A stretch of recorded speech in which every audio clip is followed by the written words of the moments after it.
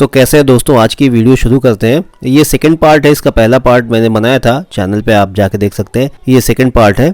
50 सवाल मैंने पहले लिए थे और आगे के 50 सवाल आज के इस वीडियो में हम लेंगे। सवाल नंबर 51, brake power certificate issued for ICF design coaching stock after pit line examination is valid for. पिट लाइन एग्जामिनेशन के बाद ICF डिजाइन कोचिंग स्टॉक के लिए जारी किया गया ब्रेक पावर प्रमाण पत्र किसके लिए मान्य होता है? कितने किलोमीटर के लिए या फिर कितने घंटे के लिए ये मान्य होता है? 4 ऑप्शन है, 4000 किलोमीटर या फिर 3500 किलोमीटर या फिर 96 आवर जो पहले हो जाए। 4500 किलोमीटर या फिर 96 आवर जो पहले हो जाए। 4000 किलोमीटर या फिर 96 आवर जो पहले हो जाए। तो ऑप्शन बी इसका राइट आंसर होगा। 3500 किलोमीटर या फिर 96 आवर्स जो पहले हो जाए वहां तक मान्य रहता है। चलिए सवाल number 52, box and HL wagon की कुल लंबाई कितनी होती है? The overall length of box and HL wagon is, तो इसकी लंबाई होती है 10,963। ऑप्शन में देखिए तो ऑप्शन ए इसका राइट आंसर हो जाएगा, 10,963 mm। सवाल नंबर 53,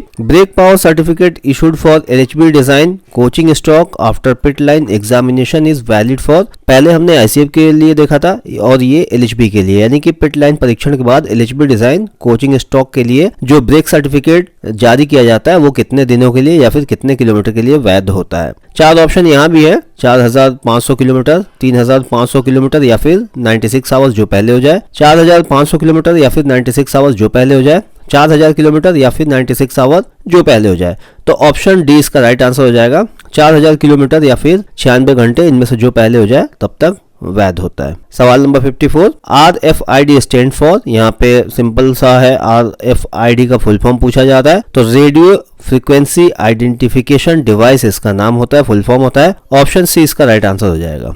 सवाल नंबर 55, WR में WILD स्थान डैश पर, WILD location is SWR is at dash, कहाँ पे होता है? तो ये हॉस्पिटल में होता है। ऑप्शन ए इसका राइट आंसर हो जाएगा, हॉस्पिटल। सवाल number 56, newly build box and wagon first P O H periodicity is. नव निर्मित बॉक्स एंड वैगन का जो पहला पियोज होता है वो कब होता है? तो वो होता है 6 साल पे। ऑप्शन सी इसका राइट आंसर हो जाएगा, 6 ईयर। सवाल नंबर 57, नव निर्मित BLC कंटेनर वैगन प्रथम पियोज आवधिकता है, यानी कि newly build BLC container wagon first P O H periodicity is. Newly build जो BLC वैगन होते हैं उनका पहला पियोज कब होता है? तो वो होता है 6 साल में। ऑप्शन सी इसका राइट आंसर हो जाएगा। सवाल number 58, Which type of composite brake block is used in freight stock of under frame mounted brake system? जो under frame mounted brake system वाले यहाँ पे फ्रेज स्टॉक होते हैं तो उसमें किस प्रकार के कंपोजिट ब्रेक ब्लॉक का इस्तेमाल किया जाता है? तो उसमें L टाइप के ब्रेक ब्लॉक का इस्तेमाल किया जाता है। ऑप्शन में देखें तो ऑप्शन सी इसका राइट आंसर हो जाएगा, L टाइप। अगला सवाल, सवाल नंबर 59, during rolling out examination it is seen that. Rolling out परीक्षण के दौरान क्या देखा जाता है या यह देखा जाता है? 4 ऑप्शन है, ब्रोकन स्प्रिंग देखा जाता है, smoke is coming from axle box से आने वाले धुएं के ऊपर नजर रखी जाती है, यहाँ पे ब्रेक बाइंडिंग देखी जाती है, ऑल ऑफ एबव यानी कि सारी चीजें देखी जाती है। तो ऑप्शन डी इसका राइट आंसर हो जाएगा, यानी कि रोलिंग एग्जामिनेशन के दौरान ये सारी चीजें देखी जाती हैं। सवाल नंबर 16, numbering scheme first 2 digit will indicate. As per new wagon numbering scheme first 2 digit will indicate. नए वैगन नंबर योजना के अनुरूप पहले 2 अंक का संकेत क्या होता है? तो जो पहले दो अंक होते हैं उससे टाइप ऑफ वैगन पता चलता है, यानी कि वैगन का प्रकार पता चलता है। मैंने इसके ऊपर पूरा एक डिटेल वीडियो बनाया है, जो हमारा न्यू वैगन नंबरिंग स्कीम है इसके ऊपर पूरा एक वीडियो बनाया है, आप जाकर देख लीजिएगा। उसमें सारे जो जितने भी डिजिट हैं उन सबके क्या क्या मायने होते हैं वो, और चेक डिजिट क्या होता है, चेक डिजिट को कैसे निकाला जाता है या कैसे चेक किया जाता है कि पूरा नंबर सही है, पूरा उस वीडियो में डिटेल में बताया है, तो आप जाके देख सकते हैं।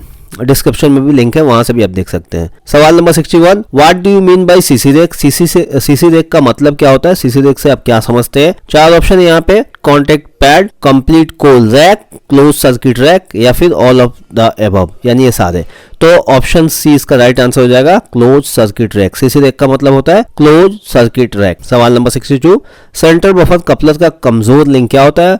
What is the weakest link of the centre buffer coupler. CBC का कमजोर लिंक यहाँ पे पूछा जा रहा है, क्या होता है? तो जो सीबीसी का सबसे कमजोर लिंक होता है, जो सबसे कमजोर हिस्सा या कमजोर पार्ट होता है वो नकल होता है। ऑप्शन ए इसका राइट आंसर होगा, बार बार टूटता है, खराब होता है। सवाल नंबर 63, द डायमीटर ऑफ नकल पिवोट पिन इज, नकल पिवोट पिन का डायमीटर कितना होता है? तो ये 41.28 mm होता है। ऑप्शन ए इसका राइट आंसर हो जाएगा, 41.28 mm। सवाल number 64, down the accident relief train is Mysore division is located at. देखिए ये टेस्ट पेपर मैसूर का है, तो इसलिए अब मैसूर का पूछा जा रहा है कि मैसूर डिवीजन में 140 टन का जो क्रेन होता है राहत दुर्घटना वाला, वो कहाँ पे स्थित है? तो ये ऑप्शन यहाँ पे देखें तो ऑप्शन डी इसका राइट आंसर होगा, लेकिन हम इस सवाल को नहीं देखेंगे क्योंकि ये मैसूर डिवीजन के लिए है, और बाकी अलग डिवीजन में अगर ये पेपर आप देने वाले हैं, जेईई के एग्जाम है, तो वहाँ पे ये नहीं पूछा जाता है। आपके अपने डिवीजन में ART कहाँ है, 140 क्रेन कहाँ है, वो आपको पता होना चाहिए। सवाल नंबर 65, इसे भी हम छोड़ देंगे, यहाँ पे स्पार्ट के बारे में पूछा जा रहा है। तो सेल्फ प्रोपेल्ड ART जो होता है स्पार्ट, जो दोनों तरफ मूव कर सकता है, उसके बारे में पूछा जा रहा है कि मैसूर डिवीजन में स्पार्ट कहाँ है। तो इससे भी हमें कोई मतलब नहीं है, हालांकि वहां पे मैसूर के अंदर ही है। ऑप्शन बी इसका राइट आंसर होगा। चलिए सवाल नंबर 66, माल स्टॉक पर SAB में मानक ई आयाम क्या होता है? यानी कि standard E dimension in SAB on good stock. Good stock के अंदर जो SAB रहता है उसमें ई डायमेंशन कितना होता है वो पूछा जा रहा है। तो 575 mm होता है। ऑप्शन में देखें तो ऑप्शन बी इसका राइट आंसर होगा, 575 mm। सवाल number 67, FIBA in LHB coaches stand for. LHB coach में फीबा का अर्थ क्या होता है? फीबा क्या कहलाता है? या फिर फीबा का यहाँ पे सिंपली फुल फॉर्म पूछा गया कि फुल फॉर्म क्या होता है? तो फीबा का फुल फॉर्म होता है फेलियर इंडिकेशन कम ब्रेक एप्लीकेशन। ऑप्शन में देखें तो ऑप्शन बी इसका राइट आंसर हो जाएगा, फेलियर इंडिकेशन कम ब्रेक एप्लीकेशन। इसके भी ऊपर मैंने डिटेल में वीडियो बनाया फीबा के ऊपर, अगर आपने नहीं देखा तो जाकर देख लीजिएगा। फीबा का कॉन्सेप्ट बिल्कुल क्लियर हो जाएगा। फिर भी यहाँ मैं 2 मिनट आपको बता देता हूँ।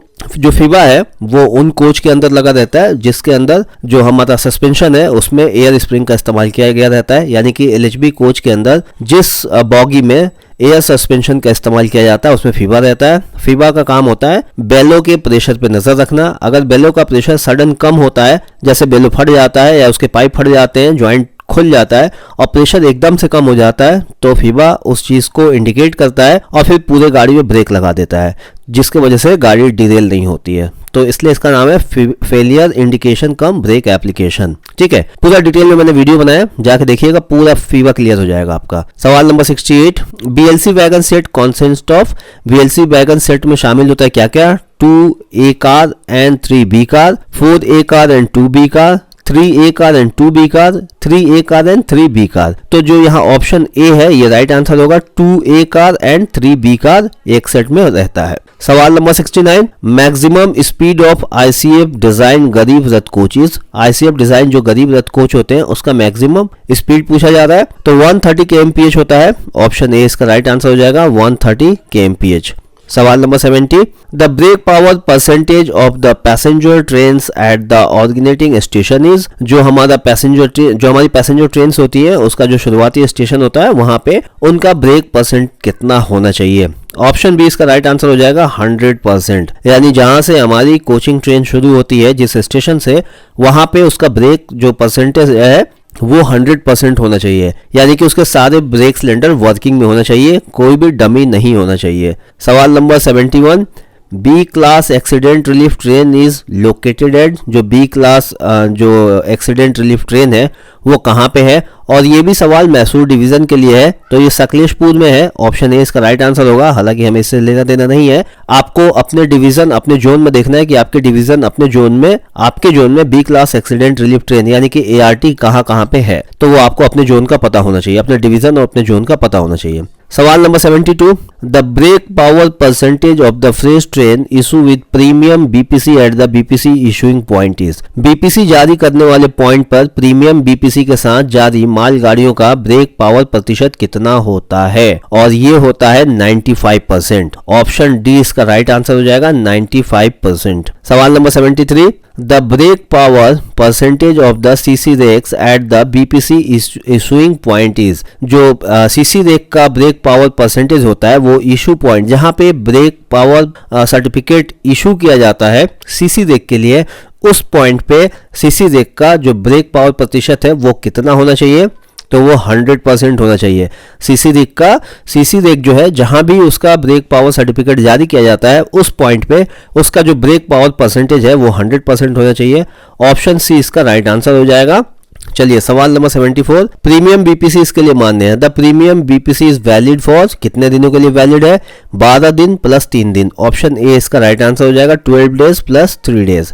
सवाल number 75, IRCA part 3 deal with, IRCA जो पार्ट 3 है, देखिए हिंदी में पार्ट 4 लिखा है, इंग्लिश में पार्ट 3 लिखा है, तो यहाँ पे जो इंग्लिश है वही मान्य होता है। अगर दोनों में सवाल में दोनों में फर्क है तो जो हिंदी है वो मान्य नहीं होता है, जो इंग्लिश में लिखा है वो मान्य होता है। तो यहाँ पे ऑप्शन में देखें तो ऑप्शन बी इसका राइट आंसर होगा वैगन स्टॉक। सवाल number 76, IRCA part 4 deal with, पहले था IRCA पार्ट 3 और अब है IRCA पार्ट 4।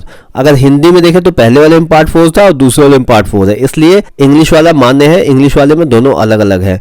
तो यहाँ पे ये जो कोचिंग स्टॉक होता है उसके लिए होता है, ऑप्शन ए इसका राइट आंसर हो जाएगा कोचिंग स्टॉक। सवाल number 77, A wagon with transition coupling is one having, transition coupling वाला वैगन वह होता है जिसमें क्या होता है, CBC विद नकल होता है, या CBC विद नकल एंड 2 बफर्स होते हैं, या फिर CBC with baby coupling and 2 buffers होते हैं, या फिर स्क्रू कपलिंग विद बफर होते हैं। तो ऑप्शन सी इसका राइट आंसर होगा बेबी कपलिंग, CBC भी होता है और बेबी कपलिंग होता है 2 बफर के साथ, यानी ऑप्शन सी इसका राइट आंसर हो जाएगा CBC with baby coupling and 2 buffers. सवाल number 78, the diameter of master valve of BTPN tank wagon is, जो BTPN टैंक होते हैं उसका जो मास्टर वाल्व होता है उसका डायमीटर यहाँ पे पूछा जा रहा है, डायमीटर व्यास कितना होता है, तो 100 mm होता है। ऑप्शन बी इसका राइट आंसर हो जाएगा 100 mm। सवाल number 79, codal life of tank wagon is, जो टैंक वैगन है उनका कोडल लाइफ कितना होता है, तो टैंक वैगन का कोडल लाइफ 40 ईयर होता है। ऑप्शन में देखें तो ऑप्शन डी इसका राइट आंसर हो जाएगा 40 ईयर्स। सवाल नंबर 80, the axle load of AC coaches is, AC coach का एक्सल लोड कितना होता है, तो 16.25 टन होता है। ऑप्शन में देखें तो ऑप्शन बी इसका राइट आंसर हो जाएगा। जनरली हम लोग बोलचाल की भाषा में 16 टन कहते हैं और जो नॉन AC होता है उसका 13 टन। सवाल नंबर 81, sole bar of ICF coach consist of, जो ICF कोच का सोल बार होता है वो कॉन्सिस्ट होता है, किस तरह का होता है वो, Z सेक्शन में होता है, I सेक्शन में होता है, Y सेक्शन में होता है, या फिर U सेक्शन, तो ऑप्शन ए इसका राइट आंसर हो जाएगा Z सेक्शन में। जो सोल बार होता है कुछ इस तरह का होता है तो Z सेक्शन में। सवाल नंबर 82, the maintenance of coaching stock done in pit line is for, किसके लिए पिट लाइन में किए गए कोचिंग स्टॉक का अनुरक्षण है, तो कौन सा जो पिट लाइन में जो मेंटेनेंस होता है वो कौन सा होता है, सेकेंडरी मेंटेनेंस होता है सिर्फ, या फिर ये सेकेंडरी मेंटेनेंस, या फिर सिर्फ प्राइमरी मेंटेनेंस, या सेफ टू रन होता है, या फिर both primary and secondary maintenance दोनों होता है। तो ऑप्शन डी इसका राइट आंसर हो जाएगा प्राइमरी और सेकेंडरी मेंटेनेंस दोनों होता है। सवाल number 83, in BLC wagon height of slackness drawbar system for from rail level is, जो हमारा BLC वैगन है, BLC वैगन के अंदर रेल लेवल से स्लैकनेस ड्रॉबार सिस्टम की ऊंचाई कितनी होती है, तो ये जो ऊंचाई होती है 845 mm होती है। ऑप्शन में देखें तो ऑप्शन सी इसका राइट आंसर हो जाएगा 845 mm। सवाल number 84, the intermediate overhauling of ICF coaches dash after POH, POH के बाद कितने महीने के बाद ICF कोचों का जो आयोच होता है वो किया जाता है, तो 4 ऑप्शन है, 6 मंथ, 8 मंथ, 9 मंथ, 11 मंथ, तो ऑप्शन सी इसका राइट आंसर हो जाएगा 9 मंथ। और अगर पहला आयोच की बात की जाए तो पहला आयोच 12 महीने में होता है, और पहला POH की बात की जाए तो पहला POH ICF का 24 महीने में होता है, और उसके बाद के POH जो होते हैं 18 महीने में होते हैं। सवाल नंबर 85 नहीं लेंगे क्योंकि ये मैसूर डिवीजन के लिए स्पेशली है। सवाल नंबर 86 भी नहीं लेंगे क्योंकि ये भी मैसूर डिवीजन के लिए स्पेशली है। चलिए सवाल नंबर 87, ड्यूरिंग डे टाइम स्पार्ट shall be start within dash minute from the time of sounding siren, दिन के समय में सायरन बजने के बाद जो स्पार्ट है वो कितने टाइम लेती है छूटने में, निकलने में, स्टार्ट होने में, ठीक है। तो ऑप्शन ए इसका राइट आंसर हो जाएगा 20 मिनट। चलिए अगला सवाल, सवाल number 88, during day time BD special with crane shall be started with in dash minute from the time of sounding siren, दिन के समय जो BD स्पेशल होता है वो क्रेन के साथ सायरन बजने के कितने देर में, कितने मिनट में वो निकलता है, तो यहाँ पे देखें तो ऑप्शन डी इसका राइट आंसर हो जाएगा 30 मिनट, ऑप्शन डी 30 मिनट। सवाल नंबर 89, BPC validity of CC rakes issued at STP, STP के अंदर जो हमारे BPC की वैलिडिटी होती है CC रेक की वो यहाँ पे पूछी जा रही है, तो वो कितनी होती है, तो वो होती है 6000 किलोमीटर प्रति घंटा या फिर 30 दिन। यहाँ पे ऑप्शन ए इसका राइट आंसर हो जाएगा। सवाल number 19, LHB coach is fitted with, LHB coach fitted होता है 4 डंप वाल के साथ, 2 डंप वाल के साथ, 3 डंप वाल के साथ या फिर 5 डंप वाल के साथ। तो ऑप्शन ए इसका राइट आंसर हो जाएगा 4 डंप वाल के साथ। एलएचबी कोच में 4 डंप वाल होते हैं, एक बॉगी में 2 डंप वाल और दूसरी बॉगी में 2 डंप वाल। एक डंप वाल एक एक्सल पे होता है, टोटल एक कोच में 4 एक्सल होते हैं, तो टोटल 4 डंप वाल होते हैं। एक डंप वाल 2 ब्रेक सिलेंडर को कंट्रोल करता है, ध्यान रखिएगा, एक डंप वाल 2 ब्रेक सिलेंडर को कंट्रोल करता है, क्योंकि एक एक्सल पे 2 ब्रेक सिलेंडर होते हैं और एक एक्सल पे एक डंप वाल होता है। तो एक डंप वाल 2 ब्रेक सिलेंडर को कंट्रोल करता है। टोटल एक कोच में 4 डंप वाल होते हैं जो टोटल 8 ब्रेक सिलेंडर को कंट्रोल करते हैं। चलिए सवाल number 91, flat tyre rejection limit for wagon is, जो फ्लैट टायर रिजेक्शन लिमिट होता है वैगन के लिए वो पूछा जा रहा है, तो ये 60 mm होता है। ऑप्शन बी इसका राइट आंसर हो जाएगा 60 mm, और अगर कोचिंग ट्रेन की बात की जाए तो वहां पे ये 50 mm होता है, 50 mm। सवाल नंबर 92, dashpot oil level in ICF coaches to be check during, जो आईसीएफ कोच का डैशपॉट होता है उसके अंदर जो ऑयल लेवल होता है उसको कब चेक किया जाता है? ए शेड्यूल में, प्राइमरी मेंटेनेंस में, सेकेंडरी मेंटेनेंस में, या 15 दिनों में एक बार? कब चेक किया जाता है? तो ये ए शेड्यूल में उसको हमेशा चेक किया जाता है और उसको डीप स्टिक गेज से नापा जाता है। सवाल number 93, which of the following is issued for cutting stainless steel coach and wagon? Stainless steel coach जो कटिंग होता है कोच वैगन के लिए निम्नलिखित में से किस तरह का सिस्टम का इस्तेमाल किया जाता है? Gas cutting, arc welding, grinding या फिर प्लाज्मा कटिंग? तो ऑप्शन डी राइट आंसर हो जाएगा प्लाज्मा कटिंग। प्लाज्मा कटिंग की मदद से कोच और वैगन के लिए स्टील कटिंग की जाती है। सवाल number 94, the ICF coaching stock wheel are fitted with, ICF coaching stock wheel fitted होता है किसके साथ? Spherical roller bearing, cylindrical roller bearing, CTRB या फिर प्लेन बेरिंग? तो ऑप्शन ए इसका राइट आंसर हो जाएगा स्पेरिकल रोलर बेरिंग। चलिए सवाल नंबर 95 देख लेते हैं। Wagon stock wheels are fitted with, wagon किसके साथ वैगन स्टॉक व्हील फिट होता है, यानी किस तरह की बेरिंग उसमें लगी होती है? स्पेरिकल रोलर बेरिंग या फिर सिलेंड्रिकल रोलर बेरिंग या फिर सीटीआरबी या फिर प्लेन बेरिंग? तो ये सीटीआर बेरिंग का इस्तेमाल किया जाता है, ऑप्शन सी इसका राइट आंसर हो जाएगा। एलएचबी के अंदर भी सीटीआरबी बेरिंग का ही इस्तेमाल किया जाता है, cartridge taper roller bearing. CTRB का फुल फॉर्म क्या होता है? Cartridge taper roller bearing. सवाल number 96, VBZI wagon is fitted with, VBZI wagon किसके साथ फिट होता है? आईसीएफ बॉगी के साथ या फिर कैस्नो बॉगी के साथ या फिर 4 व्हीलर या फिर इनमें से कोई नहीं? तो जो हमारा VBZI है वो आईसीएफ बॉगी के साथ फिट होता है, उसके अंदर जिस बॉगी का इस्तेमाल किया जाता है वो आईसीएफ बॉगी होता है। सवाल नंबर 97, the memo used for advising the sick wagons to the operating branch, जो परिचालन शाखा को सिक वैगन को सूचना देने के लिए जिस मेमो का इस्तेमाल किया जाता है उसका नाम पूछा जा रहा है कि किस मेमो का इस्तेमाल किया जाता है? तो RS16 मेमो का इस्तेमाल किया जाता है, ऑप्शन ए इसका राइट आंसर हो जाएगा।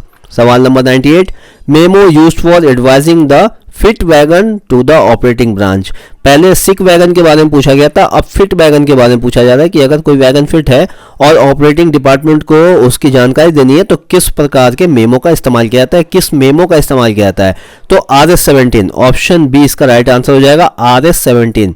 सिक के लिए RS16 और फिट के लिए RS17 मेमो का इस्तेमाल होता है। सवाल number 99, maintain at the coaching depot for maintenance of train, the record maintained at the coaching depot for maintenance of train, रेलगाड़ियों की अनुरक्षण के लिए कोचिंग डिपो का रिकॉर्ड अनुरक्षण है कौन सा है? किस मेमो से इसको रिकॉर्ड को रखा जाता है? तो RS7 होता है। ऑप्शन में देखिए तो ऑप्शन सी इसका राइट आंसर हो जाएगा RS7। सवाल नंबर 100, the speed restriction to be imposed in case of broken secondary coil spring in LHB coaches is, LHB coach में अगर सेकेंडरी कॉइल स्प्रिंग टूट गया तो जो स्पीड का रिस्ट्रिक्शन है वो कितना है, यानी कि स्प्रिंग टूटने के बाद से गाड़ी को कितने स्पीड से चलाया जा सकता है? तो यहाँ पे अगर हम बात करें, अगर यहाँ पे जो ब्रोकन कॉइल स्प्रिंग है अगर वो LHB कोच का टूट जाता है सेकेंडरी का, तो हम उसे 90 किलोमीटर प्रति घंटा की रफ्तार से चला सकते हैं। और अगर हमारा सेकेंडरी कॉइल स्प्रिंग के बजाय हमारा बेलो लगा हुआ है और वो फट जाए, खराब हो जाए सेक्शन के अंदर और उसको रिपेयर ना किया जा सके, तो अगले स्टेशन पे या फिर जितनी भी गाड़ी चलानी हो वो 60 kmph के रफ्तार से उस गाड़ी को चलाया जा सकता है। बेलो वाले गाड़ी को अगर बेलो फट जाए, बेलो का कोई भी प्रॉब्लम हो जाए, बेलो का प्रेशर निकल जाए और उसके बाद गाड़ी को चलाना हो LHB कोच को, तो 60 kmph के रफ्तार से उसको चलाया जा सकता है। सवाल number 101, who is the chairman of zonal official language implementation committee, यानी कि क्षेत्रीय राजभाषा कार्यान्वयन समिति के अध्यक्ष कौन है। राजभाषा से अभी सवाल आ गए तो ये होते जनरल मैनेजर। ऑप्शन में देखें तो ऑप्शन बी इसका राइट आंसर हो जाएगा, जनरल मैनेजर। सवाल नंबर 102, राजभाषा अधिनियम 1963 कब पारित किया गया था। तो राजभाषा 1963 10/5/1963। ऑप्शन में देखें तो ऑप्शन ए इसका राइट आंसर होगा। राजभाषा के ऊपर मैंने 2 इंपॉर्टेंट वीडियो बनाए जिसमें राजभाषा से जुड़े सारे सवाल कवर है। अगर आपने नहीं देखा है तो चैनल पर जाकर देख लीजिएगा, पूरा राजभाषा आपका क्लियर हो जाएगा। जितने सवाल राजभाषा में आ सकते हैं उन सारे सवालों को उसमें कवर किया गया है। सवाल नंबर 103, as per official language rules Andaman Nicobar islands fall under which region, जो हमारा राजभाषा नियमों के अनुरूप अंडमान निकोबार द्वीप समूह किस क्षेत्र में आता है। पूरे इंडिया को जो ए बी सी डी जो क्षेत्र में बांटा गया, रीजन में बांटा गया है, तो जो अंडमान निकोबार द्वीप समूह है वो किस रीजन में आता है। तो वो ए रीजन में आता है। ऑप्शन ए इसका राइट आंसर हो जाएगा। सवाल नंबर 104, when was the decision take to make Hindi language of official language, राजभाषा के अनुरूप हिंदी भाषा को बनाने का निर्णय कब लिया गया था। तो 14/9/1949। ऑप्शन बी इसका राइट आंसर हो जाएगा, 14/9/1949। सवाल नंबर 105, संसदीय राजभाषा समिति में डैश सदस्य होते हैं। Member are there in the parliamentary committee of official, कितने मेंबर्स होते हैं यहाँ पे। तो यहाँ पे टोटल 30 मेंबर होते हैं। ऑप्शन डी इसका राइट आंसर हो जाएगा, 30 मेंबर। सवाल number 106, when is the Hindi day celebrate every year, Hindi day हर साल कब सेलिब्रेट किया जाता है। तो 14 सितंबर। ऑप्शन बी इसका राइट आंसर हो जाएगा। सवाल नंबर 107, राजभाषा नियमों के अनुरूप कर्नाटक डैश क्षेत्र के अंतर्गत आता है। कर्नाटक किस रीजन में आता है। तो कर्नाटक सी रीजन में आता है। ऑप्शन सी इसका राइट आंसर हो जाएगा, सी रीजन। सवाल नंबर 108, केंद्रीय सरकारी कर्मचारियों के लिए अनिवार्य हिंदी कोर्स निर्धारित कौन सा है। कौन सा वो कोर्स है जो सबको हर केंद्रीय कर्मचारी के लिए अनिवार्य है। तो ये प्रबोध, ऑप्शन ए देखें तो इसका राइट आंसर हो जाएगा, प्रबोध जो हिंदी कोर्स है ये सबके लिए है। सवाल नंबर 109, त्रिभाषी में स्टेशन उद्घोषण किस क्रम में होता है। In which order are the station announcements made in triangular, 3 भाषा में जहां स्टेशन पे उद्घोषण होता है, जो ट्रेनों का संचालन, ट्रेनों के बारे में जो बताई जाती है, कौन ट्रेन कहाँ है, कब आएगी, ये जो चीजें अनाउंसमेंट होती है स्टेशन पे, तो 3 भाषा में वो जो होती है उसमें क्रम पूछा जा रहा है कि किस क्रम में होती है। तो होती है पहले रीजनल, फिर हिंदी और फिर इंग्लिश। ऑप्शन ए इसका राइट आंसर हो जाएगा, यानी कि पहले उस क्षेत्र की रीजनल भाषा, फिर उसके बाद हिंदी और फिर इंग्लिश, इन 3 भाषा में अनाउंसमेंट होता है। और लास्ट सवाल number 110, the central Hindi committee comes under which, और इसका ऑप्शन हो जाएगा ए राइट आंसर, होम मिनिस्ट्री, गृह मंत्रालय के अंडर आता है। तो ये पूरी वीडियो का इसलिए कमेंट करके बताइएगा। वीडियो देखने के लिए धन्यवाद।